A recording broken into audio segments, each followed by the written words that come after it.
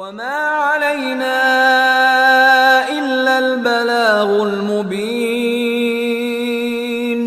ہماری ذمہ داری تو بس صاف صاف پیغام پہنچا دینا ہے. صدق اللہ العلی العظیم.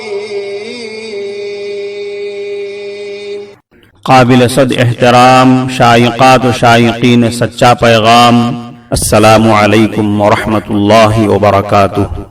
آپ کے پسندیدہ علمی، ثقافتی اور سماجی چینل کی نورانی محفل میں آپ کا استقبال ہے. اہلا و سہلا مرحبا.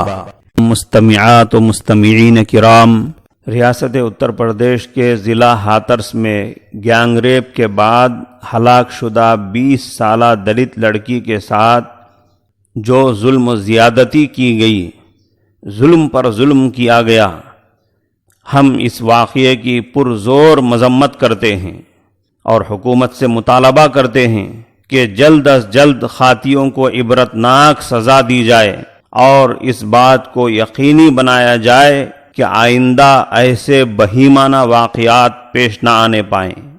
اس موقع پر ہم یہ کہنا چاہیں گے کہ جب بھی کوئی برائی اور ظلم و زیادتی کا واقعہ پیش آئے اور کسی بھی کمیونٹی کے ساتھ ظلم و زیادتی ہو، پوری قوم کو اس معصوم اور مظلوم کے ساتھ کھڑا ہونا چاہیے اور اپنے انسان ہونے کا ثبوت پیش کرنا چاہیے.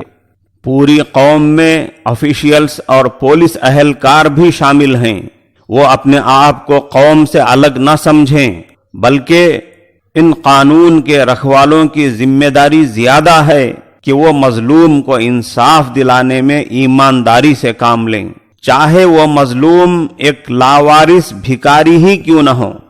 اسلام کی تعلیم و تلقین انصر اخاک ظالما او مظلوما ہے کہ مظلوم کی مدد کی جائے اور ظالم کو ظلم سے روکا جائے. یہ انتہائی افسوسناک بات ہے کہ ہمارے دلت بھائی بہنوں کے ساتھ ظلم و زیادتی کے واقعات ایک عام معمول بنتے جا رہے ہیں اور روز بروز ان میں اضافہ ہی ہوتا جا رہا ہے. ہم سبھی بھارتیوں کو اس کی روک تھام کے لیے آگے آنا چاہیے اور اس کے لیے کام کرنا چاہیے. کیا دلت کمیونٹی کے افراد کے چہرے مہرے اور ہاتھ پیر عام انسانوں جیسے نہیں ہیں؟ کیا دلت بھائی بہنوں کے جسم میں عام انسانوں جیسا خون نہیں ہے؟ کیا ہمارے دلت بھائی بہنوں کے بیسک رائٹس اور ہیومن ریکوائرمنٹس عام انسانوں کے بیسک رائٹس اور ہیومن ریکوائرمنٹس کی طرح نہیں ہیں؟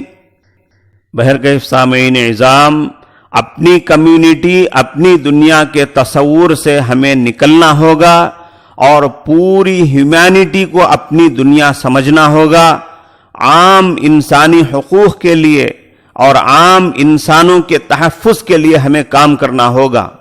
دعا ہے کہ اللہ تعالی ہمیں انسانیت کے احترام کا احساس عطا فرمائے اور ہر کمزور انسانی طبقے کو ظلم و زیادتی سے بچانے کی توفیق عطا فرمائے. السلام علیکم ورحمۃ اللہ.